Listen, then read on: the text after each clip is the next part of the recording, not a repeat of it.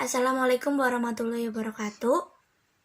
Perkenalkan, nama saya Nila, program studi pendidikan biologi. Nah, kemarin sistem limfa merupakan jalur tambahan pada sistem sirkulasi. Nah, fungsi dari sistem limfa ini yang pertama adalah mengembalikan kelebihan cairan, mengendalikan kualitas cairan jaringan. Yang ketiga, mengeluarkan zat-zat toksin dan debris sel dari jaringan setelah terjadi infeksi atau kerusakan jaringan.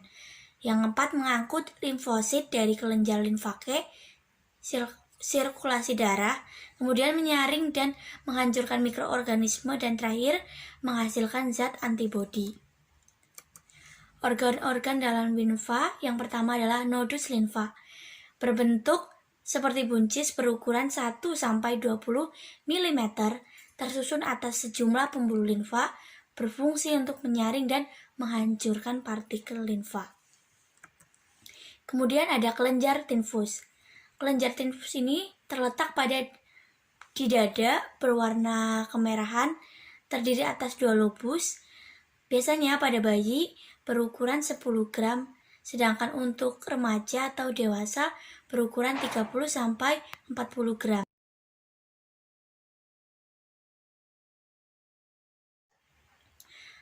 Kemudian ada kelenjar amandel, terletak di bagian kanan dan kiri faring, di belakang rongga mulut. Tonsil ini berfungsi menahan kuman yang masuk melalui mulut. Selanjutnya ada limfa, terletak di sebelah kiri abdomen dan permukaan luarnya menyentuh diafragma, berfungsi menghasilkan limfosit dan zat antibodi. Terus kemudian menghancurkan sel darah putih dan trombosit, menghasilkan sel darah merah pada masa janin. Pembuluh limfa terdapat pada seluruh bagian tubuh organ kecuali pada saraf pusat seperti bola mata, telinga, vertigo, epidermis kulit, dan lain-lain. Memiliki banyak katup, berdinding transparan, dan sangat permeabel. Kemudian ada cairan limfa. Dalam cairan limfa ini yang diaborsi ke dalam primer limfa berwarna kekuning-kuningan serta mengandung plasma protein, limfosit keping darah. Lanjut kemudian ke aliran limfa.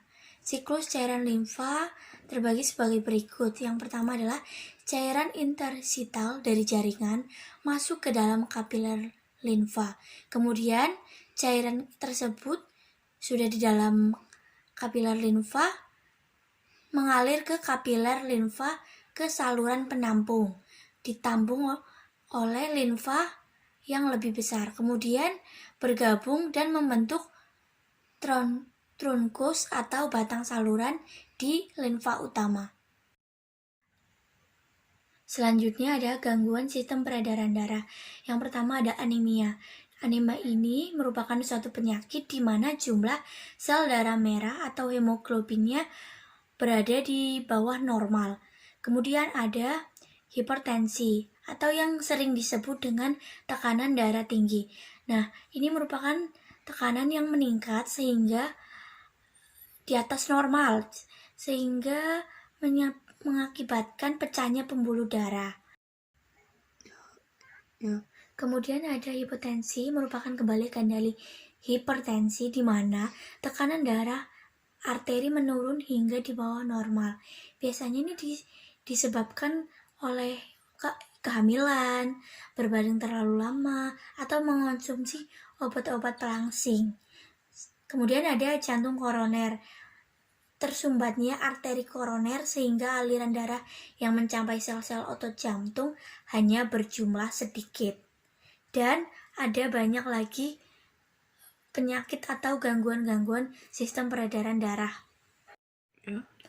Oke, selanjutnya kita akan mengetahui teknologi sistem peredaran darah. Penyakit jantung merupakan penyebab kematian terbesar di Indonesia. Maka dari itu kita harus mencegah daripada mengobati. Nah, hari ini kita akan mempelajari tentang teknologi untuk menanggulangi beberapa penyakit pada sistem peredaran darah. Yang pertama itu adalah ekokardiograf atau ECG. Nah, ini merupakan suatu teknik untuk mengetahui struktur internal, mendiagnosis adanya gumpalan darah, aliran darah, tumor, anatomi atau sebagainya dengan menggunakan gelombang ultrasonik untuk membentuk suatu gambar bayangan. Selanjutnya ada perpindahan dengan bahan radioaktif. Dengan cara ini mendeteksi adanya penyakit jantung dengan cara menyuntik bahan radioaktif yang tidak berbahaya ke dalam tubuh pasien. Kemudian menggunakan pendektor sinar gamma dan merekam dan membuat foto polaroidnya.